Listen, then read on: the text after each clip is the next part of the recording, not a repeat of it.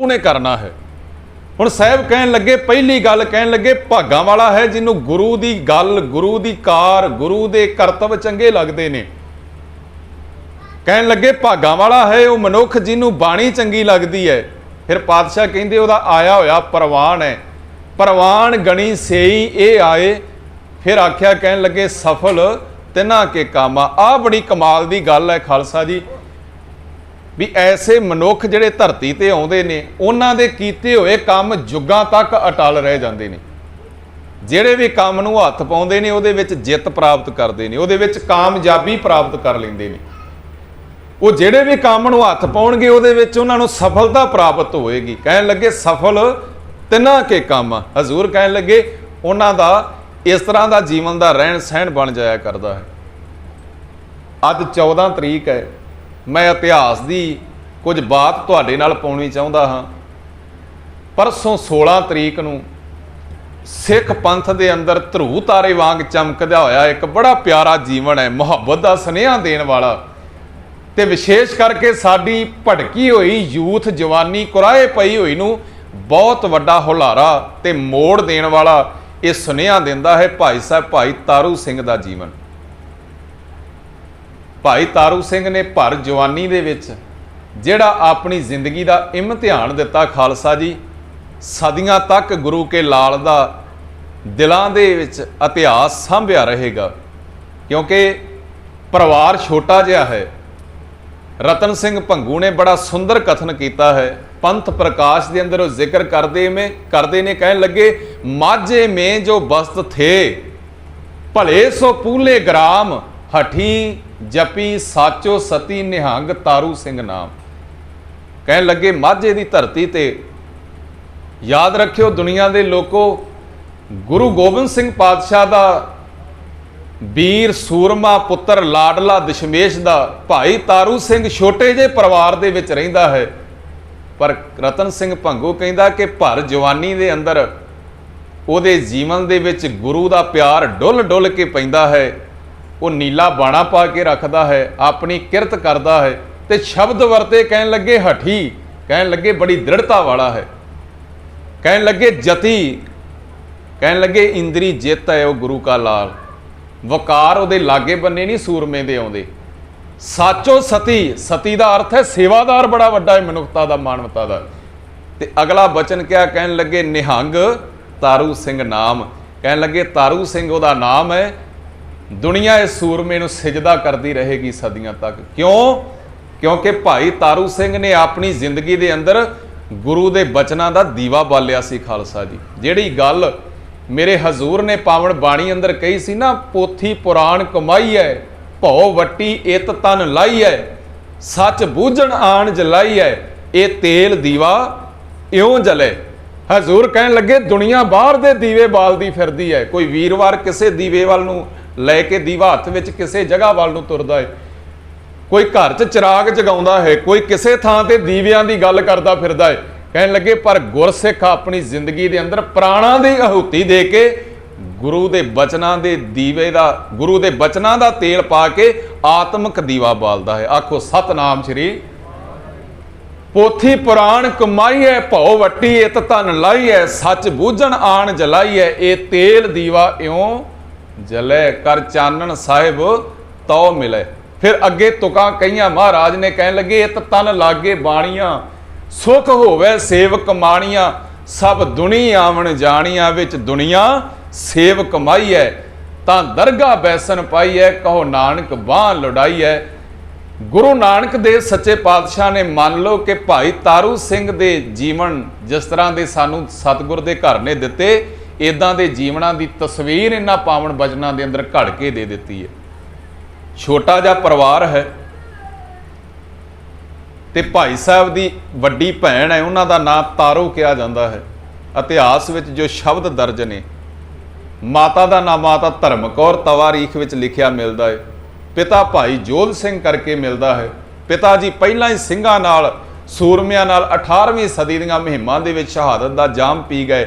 ਗੁਰੂ ਕੇ ਬਚਨਾਂ ਤੇ ਪਹਿਰਾ ਦਿੰਦੇ, ਸੇਵਾਵਾਂ ਨਿਭਾਉਂਦੇ ਪਿੱਛੇ ਛੋਟਾ ਜਿਹਾ ਪਰਿਵਾਰ ਰਹਿ ਗਿਆ। ਪਰ ਸਮੇਂ ਦੇ ਵਿਦਵਾਨਾਂ ਨੇ ਲਿਖਿਆ, ਕਹਿੰਦੇ ਵੀ ਨੇਕੀ ਦਾ ਦੀਵਾ ਬਾਲਿਆ ਇਹਨਾਂ ਨੇ ਆਪਣੇ ਘਰ ਵਿੱਚ। ਆਤਮਿਕ ਜੋਤ ਦਾ ਦੀਵਾ ਵੀ ਜਗਦਾ ਹੈ, ਲੱਟ ਲੱਟ ਕਰਦਾ, ਮਗਦਾ ਹੈ ਪੂਰਾ ਜੀਵਨ ਵੀ। ਪਰ ਕਹਿਣ ਲੱਗੇ ਨਾਲ ਉਹਨਾਂ ਨੇ ਨੇਕੀ ਦਾ ਦੀਵਾ ਵੀ ਬਾਲਿਆ ਹੈ। ਉਹ ਕਿੱਦਾਂ ਦਾ ਦੀਵਾ ਹੈ ਜੀ?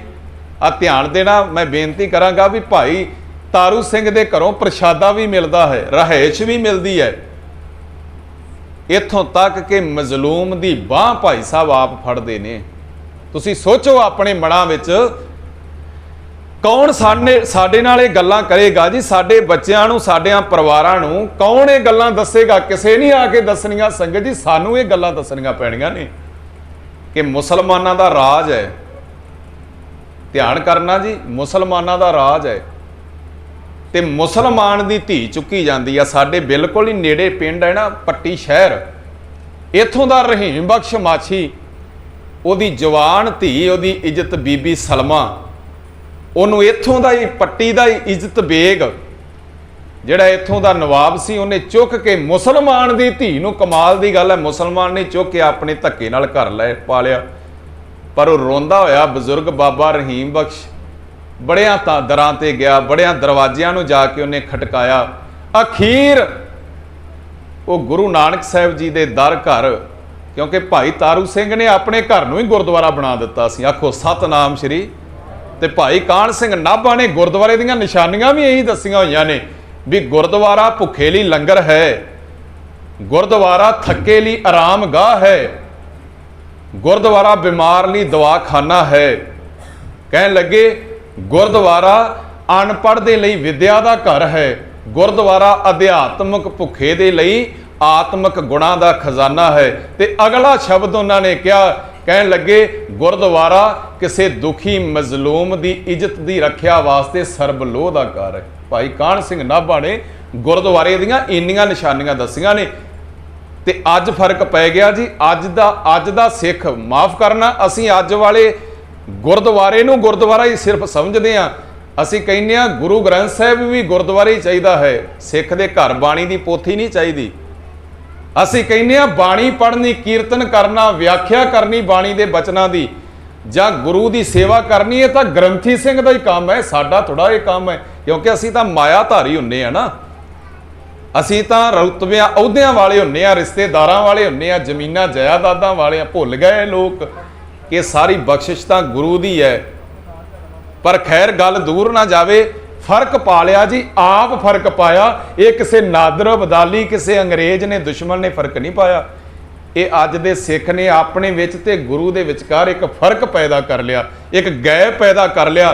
ਕਹਿਣ ਲੱਗਾ ਗੁਰੂ ਗੁਰਦੁਆਰੇ ਰਹੀ, ਮੇਰੇ ਘਰ ਨਾ ਆਈ। ਜੇ ਮੇਰੇ ਘਰ ਚ ਆਏਗਾ ਤੇ ਮੇਰੇ ਜੀਵਨ ਚ ਵੀ ਆਏਗਾ, ਤੇ ਮੈਂ ਤੈਨੂੰ ਗੁਰੂ ਜੀਵਨ ਵਿੱਚ ਲਿਆਉਣਾ ਹੀ ਨਹੀਂ ਚਾਹੁੰਦਾ। ਜਦੋਂ ਬੰਦਾ ਇਹਨੇ ਨਿਰਣਾ ਹੀ ਕਰ ਲਿਆ ਹੈ, ਮੁਆਫ ਕਰਨਾ, ਐਸੀ ਇੱਕ ਜਮਾਤ ਪੈਦਾ ਹੋ ਗਈ ਹੈ ਸਾਡੇ ਸਮਾਜ ਦੇ ਵਿੱਚ, ਜਿਹੜੇ ਇਹ ਸਮਝਦੇ ਨੇ ਵੀ ਸਾਡੇ ਤੋਂ ਪੈਸੇ ਲੈ ਲਓ, ਗਰਾਹੀਆਂ ਲੈ ਲਓ, ਹੋਰ ਗੱਲਾਂ ਬਾਤਾਂ ਦੁਨੀਆ ਦੀਆਂ, ਸਰਕਾਰਾਂ ਦੀਆਂ, ਪਾਰਟੀਆਂ ਜਿਤਾਉਣੀਆਂ, ਹਰਾਉਣੀਆਂ, ਇੱਧਰ ਉੱਧਰ ਦੀਆਂ ਸੱਜੇ ਖੱਬੇ ਜਿੰਨੀਆਂ ਮਰਜ਼ੀ ਗੱਲਾਂ ਸਾਡੇ ਨਾਲ ਕਰ ਲਓ। ਪਰ ਵੇਖਿਓ ਕਿਤੇ ਭੁੱਲ ਕੇ ਵੀ ਗੁਰਮਤ ਦੀ ਬਾਣੀ ਦੀ ਗੱਲ ਸਾਡੇ ਨਾਲ ਨਾ ਕਰਿਓ, ਕਿਉਂਕਿ ਕੌੜੀ ਲੱਗਦੀ ਹੈ, ਪਚਦੀ ਨਹੀਂ ਹੈ। ਚਲੋ ਖੈਰ, ਇੱਕ ਵੱਖਰਾ ਵਿਸ਼ਾ ਹੈ। ਭਾਈ ਤਾਰੂ ਸਿੰਘ ਦੇ ਘਰ ਵਿੱਚ ਸਾਰਾ ਕੁਝ ਸੀ, ਜੋ ਗੁਰਦੁਆਰੇ ਦੇ ਅੰਦਰ ਹੁੰਦਾ ਹੈ ਉਹ ਭਾਈ ਸਾਹਿਬ ਨੇ ਆਪਣੇ ਘਰ ਵਿੱਚ ਹੀ ਪੈਦਾ ਕਰ ਲਿਆ ਸੀ। ਹੁਣ ਰੋਂਦਾ ਹੋਇਆ ਰਹੀਮ ਬਖਸ਼ ਮਾਛੀ ਪਹੁੰਚਿਆ ਭਾਈ ਸਾਹਿਬ ਦੇ ਕੋਲ, ਉਹਨੇ ਦੁੱਖ ਆਪਣਾ ਦੱਸਿਆ। ਮੈਂ ਨੇੜੇ ਜੇ ਗੱਲ ਰੱਖਾਂ, ਕਮਾਲ ਦੀ ਗੱਲ ਹੈ, ਸਾਡੀ ਜਵਾਨੀ ਅੱਜ ਮਾਣ ਕਰੇ ਇਹਨਾਂ ਗੱਲਾਂ ਤੇ ਕਿ ਭਾਈ ਸਾਹਿਬ ਨੇ ਐਕਸ਼ਨ ਕੀਤਾ, ਫਿਰ ਸਿੰਘਾਂ ਨੂੰ ਨਾਲ ਲੈ ਕੇ ਪੱਟੀ ਦੇ ਕਿਲੇ ਦੇ ਉੱਪਰ ਹਮਲਾ ਕੀਤਾ, ਉਸ ਮਿਰਜ਼ੇ ਦਾ ਕਤਲ ਕੀਤਾ ਸਿੰਘਾਂ ਨੇ। ਇੱਕ ਨਹੀਂ ਕਈ ਧੀਆਂ ਸਲਮਾ ਵਰਗੀਆਂ ਉੱਥੋਂ ਛਡਾਈਆਂ। ਹੈਰਾਨ ਨਹੀਂ ਰਹਿ ਜਾਂਦੀ ਦੁਨੀਆ ਵੀ ਮੁਸਲਮਾਨਾਂ ਦਾ ਰਾਜ ਹੋਵੇ ਤੇ ਮੁਸਲਮਾਨ ਦੀ ਧੀ ਨੂੰ ਚੁੱਕਿਆ ਜਾਵੇ, ਤੇ ਇਨਸਾਫ ਕੌਣ ਲੈ ਕੇ ਦਿੰਦਾ ਹੈ ਜੀ? ਸਿੱਖ ਲੈ ਕੇ ਦਿੰਦਾ ਹੈ। ਨਿਆਂ ਕੌਣ ਲੈ ਕੇ ਦਿੰਦਾ ਹੈ ਜੀ? ਸਿੱਖ ਲੈ ਕੇ ਦਿੰਦਾ ਹੈ ਨਿਆਂ। ਸਿੱਖ ਦੇ ਕੋਲੋਂ ਨਿਆਂ ਮਿਲਦਾ ਹੈ।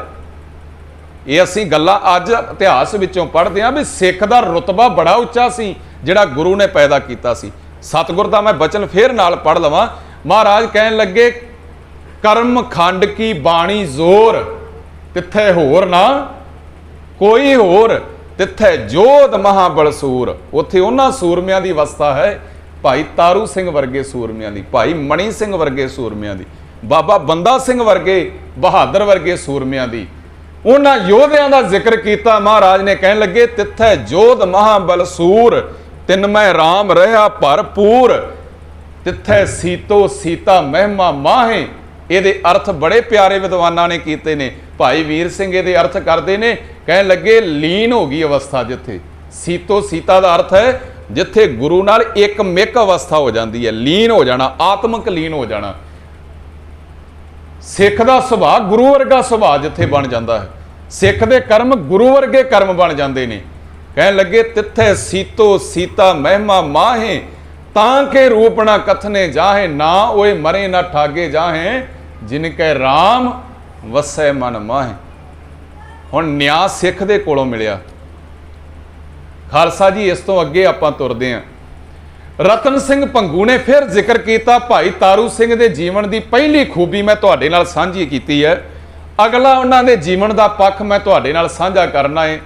ਸੁਨੇਹਾ ਜਿਹੜਾ ਸਾਨੂੰ ਮੁਹੱਬਤ ਪਿਆਰ ਦਾ ਮਿਲਦਾ ਹੈ ਭਾਈ ਸਾਹਿਬ ਦੇ ਜੀਵਨ ਚੋਂ, ਆਪਾਂ ਜੁੜਿਆਂ ਦੀ ਬਾਤ ਪਾ ਰਹੇ ਹਾਂ। ਅਰਦਾਸ ਕਰਿਓ ਮੇਰੀ ਵੀ ਤੇ ਆਪਣੀ ਵੀ, ਇਹਨਾਂ ਜੁੜਿਆਂ ਦੀ ਗਾਥਾ ਕਹਾਣੀ ਬਾਤ ਪਾਉਂਦਿਆਂ ਪਾਉਂਦਿਆਂ ਗੁਰੂ ਮਿਹਰ ਕਰੇ ਮੇਰਾ ਸੱਚਾ ਪਾਤਸ਼ਾਹ ਗੁਰੂ ਗ੍ਰੰਥ ਸਾਹਿਬ ਸਾਡੇ ਅੰਦਰ ਵੀ ਜੁੜਨ ਦੀ ਰੀਝ ਪੈਦਾ ਹੋ ਜਾਵੇ, ਚਾਹ ਪੈਦਾ ਹੋ ਜਾਵੇ, ਸਾਡਾ ਨਿਤਨੇਮ ਸ਼ੁਰੂ ਹੋਵੇ, ਕਿਤੇ ਸਾਡਾ ਅੰਮ੍ਰਿਤ ਵੇਲਾ ਜਿਹੜਾ ਗਵਾਚਾ ਹੈ ਉਹ ਕਿਤੇ ਦੁਬਾਰਾ ਆਰੰਭ ਹੋ ਜਾਵੇ। ਬੜਿਆਂ ਦਾ ਗਵਾਚਾ ਹੈ, ਮੇਰੇ ਵਰਗਿਆਂ ਦਾ। ਸਾਡਾ ਸਹਿਜ ਪਾਠ ਸੁਣਨ ਵਾਸਤੇ ਕਰਨ ਵਾਸਤੇ ਮਨ ਬਣ ਜਾਵੇ।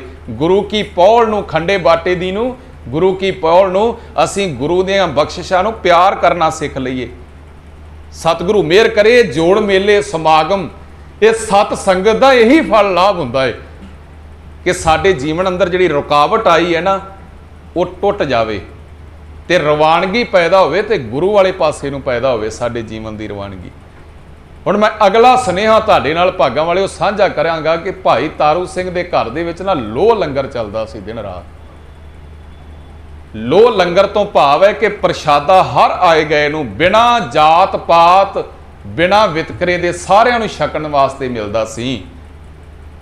ਹੁਣ ਇਹਦੀ ਬੜੀ ਵੱਡੀ ਮਿਸਾਲ ਇਸ ਗੱਲ ਤੋਂ ਹੀ ਮਿਲ ਜਾਂਦੀ ਹੈ ਕਿ ਜਦੋਂ ਸ਼ਿਕਾਇਤ ਕੀਤੀ ਗਈ, ਜਿਹੜਾ ਜੰਡਿਆਲੇ ਦਾ ਹਰ ਭਗਤ ਨਰੰਜਨੀ ਚੁਗਲਖੋਰ ਬੰਦਾ ਸੀ ਨਾ, ਉਹਨੇ ਜਦੋਂ ਸ਼ਿਕਾਇਤ ਲਾਈ, ਕਹਿਣ ਲੱਗਾ ਕਿ ਮਾਝੇ ਦੀ ਧਰਤੀ ਤੇ ਭਾਈ ਤਾਰੂ ਸਿੰਘ ਜਿਹੜਾ ਸਿੰਘਾਂ ਦੀ ਮਦਦ ਕਰਦਾ ਏ, ਸੂਰਮਿਆਂ ਯੋਧਿਆਂ ਦੀ ਹਰ ਵੇਲੇ ਮਦਦ ਦੇ ਵਿੱਚ ਰਹਿੰਦਾ ਹੈ।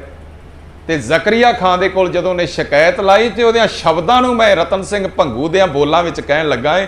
ਉਹ ਕਹਿਣ ਲੱਗਾ ਹੈ ਉਨਕੀ ਇੱਕ ਭੈਣ ਔਰ ਮਾਈ, ਪੀਸ ਕੂਟ ਕਰ ਕਰੇ ਕਮਾਈ। ਕਹਿਣ ਲੱਗਾ ਉਹਦੀ ਇੱਕ ਭੈਣ ਹੈ ਤੇ ਇੱਕ ਉਹਦੀ ਮਾਂ ਹੈ। ਤਾਰੂ ਸਿੰਘ ਕੱਲਾ ਨਹੀਂ ਹੈ, ਨਵਾਬ ਜ਼ਕਰੀਆ ਖਾਨ ਉਹਦੀ ਭੈਣ ਹੈ ਤੇ ਉਹਦੀ ਮਾਂ ਹੈ। ਉਹ ਹੱਥੀਂ ਪੀਂਦੀਆਂ ਨੇ। ਬਜ਼ੁਰਗਾਂ ਨੂੰ ਪਤਾ ਹੈ ਪੀਣਾ ਕੀ ਹੁੰਦਾ ਹੈ। ਜਿੰਨਾ ਵੀ ਅਨਾਜ ਸੀ ਇਹਨੂੰ ਘਰੇਲੂ ਘਰ ਦੀਆਂ ਚੱਕੀਆਂ ਨਾਲ ਪੀ ਕੇ ਇਹਦਾ ਪ੍ਰਸ਼ਾਦਾ ਤਿਆਰ ਕੀਤਾ ਜਾਂਦਾ ਸੀ ਬਜ਼ੁਰਗਾਂ ਵੱਲੋਂ। ਕਹਿਣ ਲੱਗਾ ਉਹ ਹੱਥੀਂ ਕਣਕ ਪੀਂਦੀਆਂ ਨੇ, ਮੱਕੀ ਪੀਂਦੀਆਂ ਨੇ, ਛੋਲੇ ਪੀਂਦੀਆਂ ਨੇ, ਆਟਾ ਤਿਆਰ ਕਰਦੀਆਂ ਨੇ। ਤੇ ਫਿਰ ਅੱਗੇ ਉਹ ਲਿਖਦਾ ਹੈ, ਕਹਿਣ ਲੱਗਾ ਉਹਦੇ ਨਾਲ ਉਹ ਪ੍ਰਸ਼ਾਦਾ ਲੰਗਰ ਤਿਆਰ ਕਰਦੀਆਂ ਨੇ, ਆਏ ਗਏ ਨੂੰ ਛਕਾਉਂਦੀਆਂ ਨੇ, ਸਿੰਘਾਂ ਨੂੰ ਪ੍ਰਸ਼ਾਦਾ ਜਾਂਦਾ ਹੈ ਉਹਦੇ ਵਿੱਚੋਂ, ਲੰਗਰ ਦੇ ਵਿੱਚੋਂ। ਫਿਰ ਉਹ ਅੱਗੇ ਕਹਿੰਦਾ ਹੈ, ਕਹਿਣ ਲੱਗਾ ਆਪ ਗੁਜ਼ਾਰੇ ਅਗਨੀ ਨਾਲ।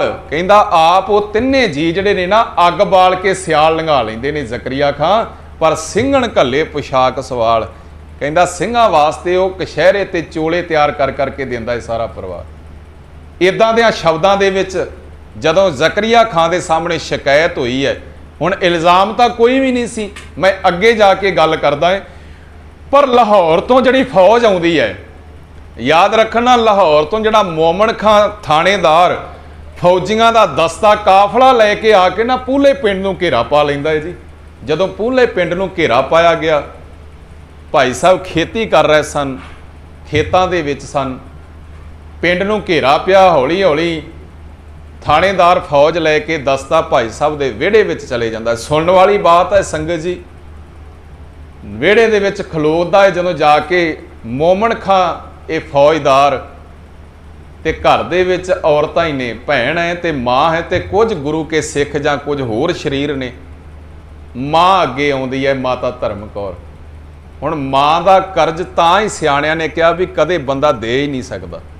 ਮਾਂ ਦਾ ਦਿਲ, ਮਾਂ ਦਾ ਸੁਭਾਅ, ਮਾਂ ਦਾ ਜਿਗਰਾ ਧਰਤੀ ਵਰਗਾ ਹੈ। ਮਾਤਾ ਧਰਤ ਮਹਤ ਬਾਣੀ ਵਿੱਚ ਵੀ ਸਤਿਗੁਰ ਨੇ ਕਿਹਾ ਮਾਂ ਸਾਹਮਣੇ ਆਉਂਦੀ ਹੈ, ਕਿਉਂਕਿ ਉਹ ਮਾਂ ਦਾ ਮੈਂ ਤੁਹਾਡੇ ਨਾਲ ਹਵਾਲਾ ਸਾਂਝਾ ਕਰ ਰਿਹਾ ਜਿਹੜੀ ਮਾਂ ਇੱਕ ਸੂਰਮੇ ਭਗਤ ਤੇ ਯੋਧੇ ਨੂੰ ਜਨਮ ਦਿੰਦੀ ਹੈ। ਭਾਈ ਤਾਰੂ ਸਿੰਘ ਦੀ ਮਾਂ ਬੜੇ ਵੱਡੇ ਸੁਭਾਅ, ਦਲੇਰ ਸੁਭਾਅ ਵਾਲੀ, ਜ਼ੁਰਤ ਵਾਲੀ, ਬੜੇ ਜਬੇ ਵਾਲੀ ਤੇ ਬੜੇ ਪਿਆਰ ਤੇ ਮੁਹੱਬਤ ਦੇ ਸੁਭਾਅ ਵਾਲੀ ਸੀ। ਉਹਦੀ ਸੋਚ ਬੜੀ ਵੱਡੀ ਸੋਚ ਸੀ। ਭਾਈ ਤਾਰੂ ਸਿੰਘ ਦੀ ਮਾਂ ਨੇ ਆਵਾਜ਼ ਦਿੱਤੀ ਵਿਹੜੇ ਦੇ ਵਿੱਚ ਖਲੋਤੀ ਫੌਜ ਨੂੰ, ਕਹਿਣ ਲੱਗੀ ਪੁੱਤਰ ਪੰਗਤ ਲਾਓ ਤੇ ਪ੍ਰਸ਼ਾਦਾ ਛਕੋ ਸਭ ਤੋਂ ਪਹਿਲਾਂ। ਕਮਾਲ ਦੀ ਗੱਲ ਹੈ। ਸਾਨੂੰ ਸੋਚਣਾ ਚਾਹੀਦਾ ਹੈ, ਆਪਣੇ ਮਨਾਂ 'ਚ ਸਵਾਲ ਨਹੀਂ ਪੈਦਾ ਹੁੰਦਾ ਵੀ ਪੁੱਤਰ ਉਹਦੇ ਦਿਲ ਦੇ ਟੁਕੜੇ ਨੂੰ ਗ੍ਰਿਫਤਾਰ ਕਰਨ ਵਾਸਤੇ ਜ਼ਾਲਮ ਆਏ ਨੇ, ਤੇ ਕਿੱਦਾਂ ਦੀ ਮਾਂ ਹੈ ਜਿਹੜੀ ਉਹਨਾਂ ਫੌਜੀਆਂ ਨੂੰ, ਸਿਪਾਹੀਆਂ ਨੂੰ ਕਹਿੰਦੀ ਹੈ ਵੀ ਪੰਗਤ ਲਾਓ ਤੇ ਪ੍ਰਸ਼ਾਦਾ ਛਕੋ। ਜਦੋਂ ਇਹ ਆਵਾਜ਼ ਦਿੱਤੀ ਨਾ ਮਾਂ ਨੇ, ਤੇ ਫੌਜਦਾਰ ਕੜਕ ਕੇ ਬੜੀ ਤੇਜ਼ੀ ਨਾਲ ਬੋਲਦਾ ਹੈ, ਕਹਿਣ ਲੱਗਾ ਖਬਰਦਾਰ ਆਪਣੇ ਸਿਪਾਹੀਆਂ ਨੂੰ, ਕਹਿੰਦਾ ਕੋਈ ਵੀ ਇੱਥੋਂ ਪ੍ਰਸ਼ਾਦਾ ਤਾਂ ਕੀ ਛਕਣਾ ਹੈ, ਪਾਣੀ ਦੀ ਘੁੱਟ ਵੀ ਨਹੀਂ ਪੀਣੀ ਕਿਸੇ ਨੇ। ਅਲਰਟ ਕਰ ਦਿੱਤਾ ਉਸਨੇ।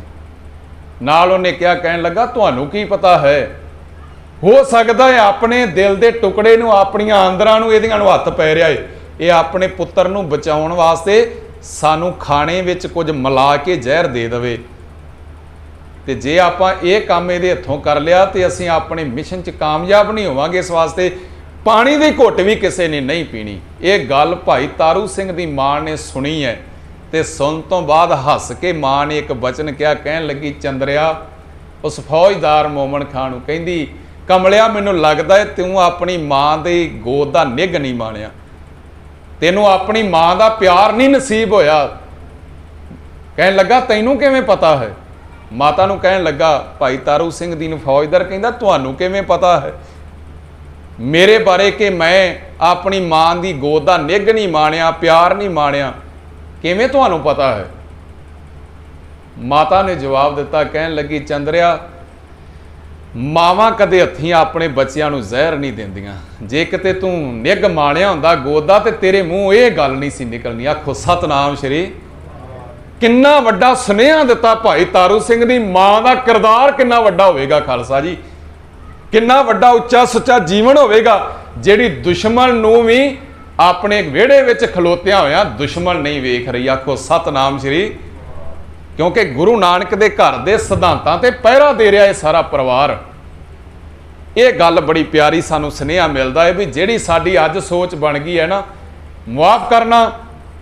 ਅੱਜ ਪਿੰਡਾਂ ਦੇ ਵਿੱਚ ਭਰਾ ਭਰਾ ਨਾਲ ਨਫ਼ਰਤ ਕਰੀ ਜਾਂਦਾ ਹੈ, ਗਵਾਂਢੀ ਨਾਲ ਗਵਾਂਢੀ ਨਫ਼ਰਤ ਕਰੀ ਜਾਂਦਾ ਹੈ। ਆ ਚੰਦਰਿਆਂ ਵੋਟਾਂ ਚੰਦਰੀਆਂ ਨੇ ਤੇ ਚੰਦਰਿਆਂ ਰਾਜਨੀਤਿਕ ਲੀਡਰਾਂ ਨੇ ਇੰਨਾ ਜ਼ਹਿਰ ਭਰ ਦਿੱਤਾ ਸਾਡੀ ਸੋਚ, ਸਾਡੇ ਬਲੱਡ DNA ਦੇ ਵਿੱਚ।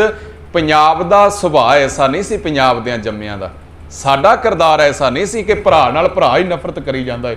ਇੱਕ ਕਾਂਗਰਸੀ ਬਣਿਆ, ਇੱਕ ਅਕਾਲੀ ਬਣ ਗਿਆ, ਇੱਕ ਨੇ ਆਪ ਦਾ ਝੰਡਾ ਫੜ ਲਿਆ। ਕਮਾਲ ਦੀ ਗੱਲ ਹੈ। ਮਾਂ ਇੱਕੋ, ਪਿਓ ਇੱਕੋ, ਪਰਿਵਾਰ ਇੱਕੋ, ਇੱਕੇ ਭਾਂਡੇ ਚੋਂ ਖਾਣ ਵਾਲੇ, ਇੱਕੇ ਘਰ ਦੇ ਵਿੱਚ ਰਹਿਣ ਵਾਲੇ ਅੱਜ ਇੱਕ ਦੂਜੇ ਦੇ ਨਾਲ ਵਿਰੋਧੀ ਬਣ ਕੇ ਖੜੇ ਨੇ, ਤੇ ਇਹਨਾਂ ਗੱਲਾਂ ਦੇ ਸਤਾਏ ਹੋਏ ਲੋਕਾਂ ਦੇ ਕਤਲ ਵੀ ਹੋ ਜਾਂਦੇ ਨੇ, ਝਗੜੇ ਚੱਲ ਪੈਂਦੇ ਨੇ। ਇਹ ਪੰਜਾਬ ਨੂੰ ਇੱਕ ਐਸੀ ਬਿਮਾਰੀ ਚਿੰਬੜ ਗਈ ਹੈ ਜਿਹਦੇ ਤੋਂ ਸਾਨੂੰ ਇਦਾਂ ਦੇ ਜੀਵਨ ਸੁਨੇਹਾ ਦੇ ਕੇ ਬਾਹਰ ਕੱਢ ਸਕਦੇ ਨੇ ਕਿ ਭਾਈ ਤਾਰੂ ਸਿੰਘ ਦੀ ਮਾਂ ਦੇ ਜੀਵਨ ਤੋਂ ਵਿੱਚੋਂ ਵੇਖੀਏ, ਉਹਨਾਂ ਦੇ ਭੈਣ ਦੇ ਜੀਵਨ ਦੇ ਵਿੱਚੋਂ ਵੇਖੀਏ, ਭਾਈ ਸਾਹਿਬ ਦੇ ਪਰਿਵਾਰ ਦੇ ਜੀਵਨ ਦੇ ਵਿੱਚੋਂ ਵੇਖੀਏ, ਸ਼ੀਸ਼ੇ ਵਾਂਗ ਸਾਨੂੰ ਪਤਾ ਲੱਗੇਗਾ ਵੀ ਅਸੀਂ ਕਿੱਥੇ ਖੜੇ ਹਾਂ ਤੇ ਸਾਡਿਆਂ ਬਜ਼ੁਰਗਾਂ ਦਾ ਜੀਵਨ ਕਿੱਥੇ ਖੜਾ ਸੀ। ਆਖੋ ਸਤਨਾਮ ਸ਼੍ਰੀ। ਮੈਂ ਤੀਜੀ ਗੱਲ ਤੁਹਾਡੇ ਨਾਲ ਸਾਂਝੀ ਕਰਦਿਆਂ ਖਾਲਸਾ ਜੀ, ਜਦੋਂ ਭਾਈ ਸਾਹਿਬ ਨੂੰ ਗ੍ਰਿਫਤਾਰ ਕਰ ਲਿਆ ਗਿਆ ਪੂਰਲੇ ਪਿੰਡ ਦੇ ਵਿੱਚੋਂ, ਉਹਨਾਂ ਨੂੰ ਛਡਾਉਣ ਵਾਸਤੇ ਪਿੰਡ ਦੇ ਲੋਕ ਵੀ ਅੱਗੇ ਆ ਗਏ, ਪਰ ਭਾਈ ਸਾਹਿਬ ਨੇ ਕਿਹਾ ਕਿ ਅਸੀਂ ਰੋਜ਼ ਹੀ ਪਾਠ ਕਰਦੇ ਹਾਂ ਨਿਰਭਉ ਤੇ ਨਿਰਵੈਰ ਦਾ, ਅਸੀਂ ਰੋਜ਼ਾਨਾ ਬਾਣੀ ਪੜ੍ਹਦੇ ਹਾਂ, ਅਸੀਂ ਤਾਂ ਰੋਜ਼ ਹੀ ਪੜ੍ਹਦੇ ਹਾਂ ਕਿ ਜਾਓ ਤੋ ਪ੍ਰੇਮ ਖੇਲਣ ਕਾ ਚਾਓ, ਸਿਰ ਧਰ ਤਲੀ ਗਲੀ ਮੋਰੀ ਆਓ, ਸੂਰਾ ਸੋ ਪਹਿਚਾਨੀ ਹੈ ਜੋ ਲਰੇ ਦੀਨ ਕੇ ਹੇਤ। ਇੱਥੇ ਦੀਨ ਦਾ ਅਰਥ ਹੈ ਗਰੀਬ। ਦੀਨ ਸ਼ਬਦ ਬਾਣੀ ਚ ਆਇਆ ਹੈ ਜੀ। ਭਾਈ ਸਾਹਿਬ ਬੈਠੇ ਨੇ, ਗੁਰਬਾਣੀ ਦੀ ਵਿਆਖਿਆ ਕਰਦੇ ਨੇ। ਦੀਨ ਸ਼ਬਦ ਗੁਰਬਾਣੀ ਵਿੱਚ ਦੋ ਰੂਪਾਂ ਦੇ ਵਿੱਚ ਆਇਆ ਹੈ। ਕਿਤੇ ਆਇਆ ਹੈ ਜੀ ਇਹਦੇ ਅਰਥ ਨੇ ਧਰਮ, ਜਿੱਥੇ ਇਹ ਫਾਰਸੀ ਦਾ ਸ਼ਬਦ ਹੈ ਨਾ, ਇਹਦੇ ਅਰਥ ਬਣ ਜਾਂਦੇ ਨੇ ਧਰਮ, ਤੇ ਜਿੱਥੇ ਸੰਸਕ੍ਰਿਤ ਭਾਸ਼ਾ ਦਾ ਅਰਥ ਹੈ ਨਾ, ਸ਼ਬਦ ਹੈ ਨਾ ਦੀਨ, ਇਹਦੇ ਅਰਥ ਬਣ ਜਾਂਦੇ ਨੇ ਮਜ਼ਲੂਮ। ਇੱਥੇ ਸੰਸਕ੍ਰਿਤ ਭਾਸ਼ਾ ਦਾ ਸ਼ਬਦ ਹੈ ਦੀਨ। ਕਹਿਣ ਲੱਗੇ ਸੂਰਾ ਸੋ ਪਹਿਚਾਨੀਐ ਜੋ ਲੜੈ ਦੀਨ ਕਹੇ। ਤੇ ਇਹਦਾ ਅਰਥ ਹੈ ਜਿਹੜਾ ਮਜ਼ਲੂਮਾਂ ਦੇ ਨਾਲ ਖੜਦਾ ਹੈ। ਪੁਰਜਾ ਪੁਰਜਾ ਕੱਟ ਮਰੈ ਕਬਹੂ ਨਾ ਛਾੜੇ ਖੇਤ। ਭਾਈ ਸਾਹਿਬ ਨੇ ਹੱਸ ਕੇ ਮੁੱਕ ਦੀ ਗੱਲ ਕੀ ਕਹਿਣ ਲੱਗਾ, ਕਿੰਨੀ ਕੁ ਵਾਰ ਛਡਾਓਗੇ? ਬੇਈਮਾਨ ਸਰਕਾਰ ਹੈ, ਜ਼ਾਲਮ। ਇਹ ਪੈਸੇ ਵੀ ਲੈ ਲੈਣਗੇ, ਇਹ ਗਵਾਹਾਂ ਨੂੰ ਨਹੀਂ ਅੱਗੇ ਰੱਖਣਗੇ, ਪਰ ਇਹ ਸਾਨੂੰ ਛੱਡਣਗੇ ਨਹੀਂ, ਕਿਉਂਕਿ ਅਸੀਂ ਇਹਨਾਂ ਦੀ ਲਿਸਟ ਦੇ ਵਿੱਚ ਹਾਂ, ਇਹਨਾਂ ਦੇ ਨਿਸ਼ਾਨੇ ਤੇ ਹਾਂ। ਇਹ ਆਪਣਾ ਕੰਮ ਕਰਨ, ਅਸੀਂ ਆਪਣਾ ਕੰਮ ਕਰਾਂਗੇ। ਫੈਸਲਾ ਕਰਤਾਰ ਨਿਰੰਕਾਰ ਦੇ ਘਰ ਵਿੱਚ ਆਪੇ ਹੀ ਹੋ ਜਾਣਾ ਹੈ। ਕੌਣ ਜਿੱਤਦਾ ਹੈ, ਕੌਣ ਹਾਰਦਾ ਹੈ, ਇਹ ਤਾਂ ਸਮਾਂ ਦੱਸੇਗਾ। ਭਾਈ ਸਾਹਿਬ ਨੇ ਬੜੇ ਸਤਿਕਾਰ ਪਿਆਰ ਨਾਲ ਆਪਣੇ ਪਿੰਡ ਦੇ ਲੋਕਾਂ ਨੂੰ ਵੀ, ਰਸਤੇ ਵਿੱਚ ਪੜਾਣਾ ਪਿੰਡ ਹੈ, ਉੱਥੇ ਵੀ ਭਾਈ ਸਾਹਿਬ ਦੇ ਵਾਸਤੇ ਆਵਾਜ਼ ਉੱਠੀ। ਉਹਨਾਂ ਨੇ ਮਨਾ ਕਰ ਦਿੱਤਾ, ਕਹਿਣ ਲੱਗੇ ਨਹੀਂ ਜੀ, ਜੇ ਤੁਸੀਂ ਕੁਝ ਕਰ ਸਕਦੇ ਹੋ ਨਾ, ਤੇ ਜਿਹੜੀ ਪਰੰਪਰਾ ਗੁਰੂ ਦੇ ਘਰੋਂ ਸਾਨੂੰ ਮਿਲੀ ਹੈ, ਮੇਰੇ ਘਰ ਦੇ ਵਿੱਚ ਜਿਹੜੀਆਂ ਸੇਵਾਵਾਂ ਚੱਲ ਰਹੀਆਂ ਨੇ ਪਿੱਛੇ, ਲੰਗਰ ਦੀਆਂ ਸੇਵਾਵਾਂ, ਮਜ਼ਲੂਮ ਦੀ ਬਾਂਹ ਫੜਨ ਵਾਲੀਆਂ ਸੇਵਾਵਾਂ, ਜੇ ਕਰ ਸਕਦੇ ਹੋ ਇਲਾਕੇ ਵਾਲਿਓ, ਪਿੰਡ ਵਾਲਿਓ, ਤੇ ਇਹ ਸੇਵਾਵਾਂ ਜਾਰੀ ਰੱਖਿਓ। ਇਹ ਸੁਨੇਹਾ ਦੇ ਕੇ ਭਾਈ ਸਾਹਿਬ ਹੱਸਦੇ ਹੱਸਦੇ ਲਾਹੌਰ ਦੇ ਸੂਬੇਦਾਰ ਜ਼ਕਰੀਆ ਖਾਨ ਦੇ ਦਰਬਾਰ ਵਿੱਚ ਜਾ ਕੇ ਖੜ ਜਾਂਦੇ ਨੇ। ਜਾਂਦਿਆਂ ਸਾਰ ਕੀ ਬੋਲਦੇ ਨੇ ਜੀ, ਵਾਹਿਗੁਰੂ ਜੀ ਕਾ ਖਾਲਸਾ ਵਾਹਿਗੁਰੂ ਜੀ ਕੀ ਫਤਿਹ। ਮੈਂ ਇੱਥੇ ਹੀ ਗੱਲ ਤੁਹਾਡੇ ਨਾਲ ਸਾਂਝੀ ਕਰਨੀ ਹੈ। ਖਾਲਸਾ ਜੀ, ਨਵਾਬ ਜ਼ਕਰੀਆ ਖਾਨ ਦੇ ਮੱਥੇ ਤੇ ਤਿਉੜੀਆਂ, ਬੁੱਢਾ ਬੰਦਾ, ਸ਼ਰਾਬੀ ਕਵਾਬੀ ਤੇ ਇਆਸ਼ੀ ਭੋਗਣ ਵਾਲਾ ਬੰਦਾ, ਅੰਕਾਰਿਆ ਵਕਾਰੀ ਬੰਦਾ, ਉਹਨੂੰ ਅੱਗ ਲੱਗਦੀ ਹੈ, ਮੱਥੇ ਤੇ ਤਿਉੜੀਆਂ ਪੈਂਦੀਆਂ ਨੇ। ਉਹ ਕਹਿੰਦਾ ਵੀ ਇਹ ਤੇਰੇ ਗੁਰੂ ਦਾ ਦਰਬਾਰ ਨਹੀਂ ਹੈ ਜਿੱਥੇ ਆ ਕੇ ਗੱਜ ਕੇ ਫਤਿਹ ਬੁਲਾਈ ਹੈ। ਭਾਈ ਤਾਰੂ ਸਿੰਘ ਨੂੰ ਥੋੜਾ ਜਿਹਾ ਉਹ ਆਪਣਾ ਰੋਹ ਪਾ ਕੇ ਦੱਸਣਾ ਚਾਹੁੰਦਾ, ਪਰ ਭਾਈ ਸਾਹਿਬ ਬੇਖੌਫ ਜ਼ਕਰੀਆ ਖਾਨ ਦੇ ਸਾਹਮਣੇ ਸਵਾਲ ਕੀਤਾ। ਜੀ ਮੈਂ ਕਹਿੰਦਾ ਇਹ ਗੱਲਾਂ ਵੀ ਸਾਡੀ ਜਵਾਨੀ ਦੇ ਸਾਹਮਣੇ ਰੱਖਣ ਦੀ ਲੋੜ ਹੈ, ਕਰੀਏ ਆਪਣੇ ਬੱਚਿਆਂ ਦੇ ਨਾਲ। ਭਾਈ ਸਾਹਿਬ ਨੇ ਇੰਨੀ ਦਲੀਲ ਨਾਲ ਗੱਲ ਕੀਤੀ ਹੈ ਖਾਲਸਾ ਜੀ। ਕਹਿਣ ਲੱਗੇ ਵੀ 10 ਨਵਾਬ, ਮੈਂ ਚੋਰੀ ਨਹੀਂ ਕੀਤੀ, ਮੈਂ ਡਾਕਾ ਨਹੀਂ ਮਾਰਿਆ, ਮੈਂ ਕੋਈ ਕਤਲ ਨਹੀਂ ਕੀਤਾ, ਮੈਂ ਕੋਈ 2 ਨੰਬਰ ਦਾ ਕਾਲਾ ਕੰਮ ਨਹੀਂ ਕਰਦਾ, ਮੈਂ ਕੋਈ ਲੁੱਟ ਮਾਰ ਨਹੀਂ ਕਰਦਾ। ਜਦੋਂ ਮੈਂ ਕੋਈ ਬੁਰਾ ਕੰਮ ਨਹੀਂ ਕੀਤਾ, ਮੈਨੂੰ 10 ਗ੍ਰਿਫਤਾਰ ਕਾਹਦੇ ਲਈ ਕੀਤਾ ਹੈ? ਇਸ ਗੱਲ ਦਾ ਨਵਾਬ ਜ਼ਕਰੀਆ ਖਾਨ ਦੇ ਕੋਲ ਕੋਈ ਜਵਾਬ ਨਹੀਂ ਹੈ, ਕੋਈ ਜਵਾਬ ਨਹੀਂ ਹੈ ਉਹਦੇ ਕੋਲ।